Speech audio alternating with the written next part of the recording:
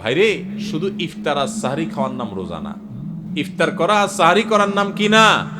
রোজা না। এটাতে রোজার স্ট্রাকচার দাঁড়ায়, কিন্তু রোজা ফাইনাল হয়, কমপ্লিট হয়, পূর্ণাঙ্গতা পায় যদি রোজা রেখে আপনি মুত্তাকি হইতে পারেন, যদি রোজা রেখে আপনি হারাম কাজ ছাড়তে পারেন, যদি রোজা রেখে আপনি খারাপ কাজ ছাড়তে পারেন। নবী করিম সাল্লাল্লাহু আলাইহি ওয়াসাল্লামের সেই হাদিসের দিকে তাকান, তিনি কি বলেছেন? মাল্লাম ইয়াদা কাওলা যুরি ওয়াল আমাল বি, যে ব্যক্তি মূর্খতা সুলভ কাজ ছাড়লো না, মিথ্যা কথা ছাড়লো না, মিথ্যা কাজ ছাড়লো না, গুনাহ এবং পাপাচার এগুলা ছাড়তে পারলো না, ওই ব্যক্তির রোজা রাখা আর উপোস থাকা সমান। তার উপোস থাকায় আল্লাহর কোনো ঠেকা পড়ে নাই।